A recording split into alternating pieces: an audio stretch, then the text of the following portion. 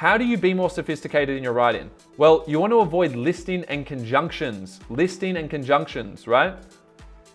Remember I talked about it earlier, how you probably are trying to say too many things. You're doubling up.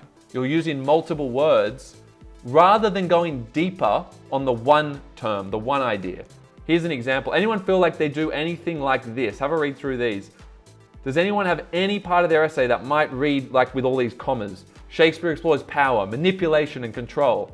Shakespeare explores power and corruption. Shakespeare explores power and manipulation. Does anyone do anything like that where they often say something and something because they feel like they're saying more by doing that? A lot of us, right? It's one of the most common problems I've seen in writing. I would suggest that all of you here, without knowing any of you, without maybe have seen any of your work, I would know that all of you would have some aspects of your essay that do a little bit of this. They're trying to say more.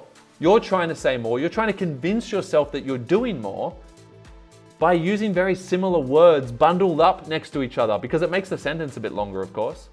And it seems like you're saying all of these different ideas, but it doesn't tell us anything specifically about any of the ideas.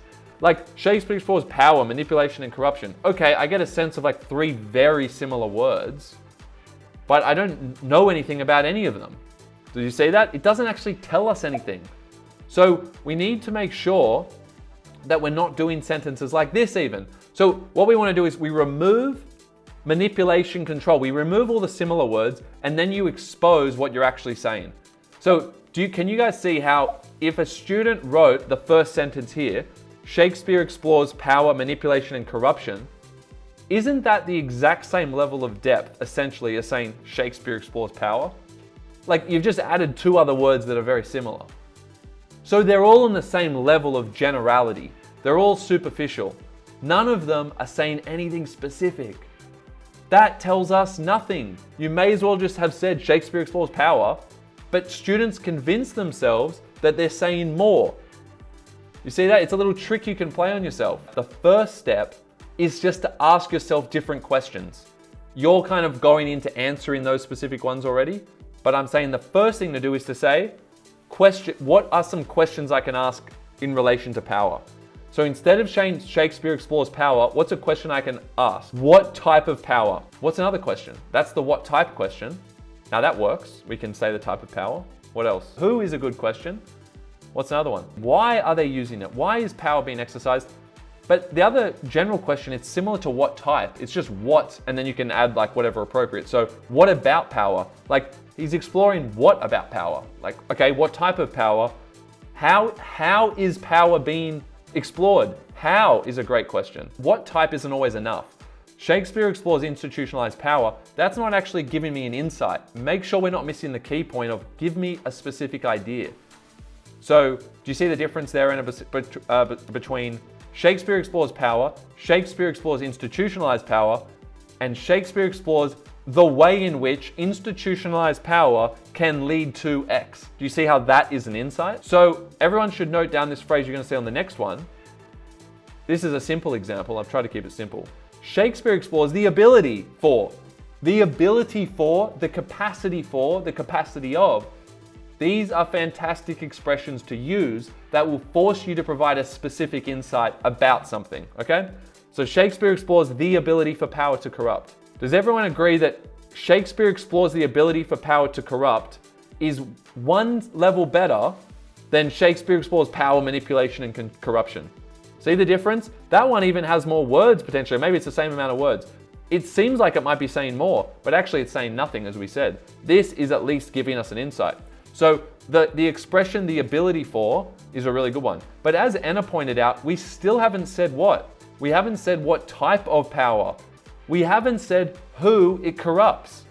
Notice how you can keep asking these questions to go a little bit deeper when you're drafting. We can also avoid saying how power corrupts. Does anyone find you might have to do a search of your own document to know if you do this, but have a look at how many times you say how. Shakespeare explores how power corrupts. Does anyone feel like they would naturally say that, the word how?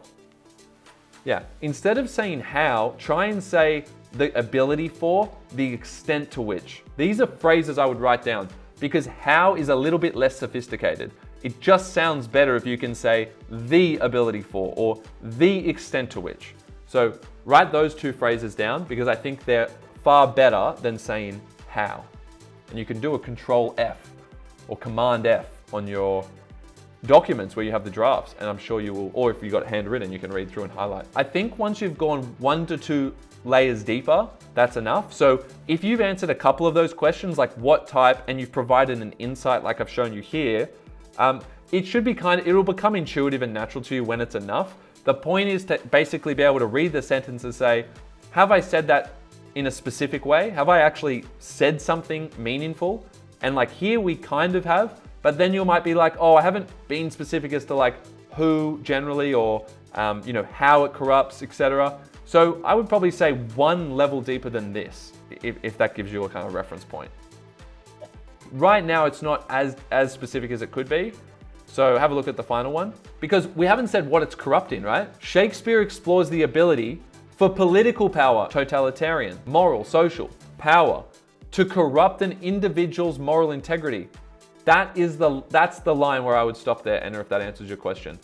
At the point where you can see what's being corrupted, what type of power, those questions are kind of answered. What we're talking about here is just like the introductory kind of sentences. And by the way, you don't have to go through every single sentence and ask what type, and keep doing it. But it is a really useful thing to do when you're trying to unpack a question for an essay, is to keep asking it and answer it with different ones. You don't want to just keep saying political power the whole way through your essay.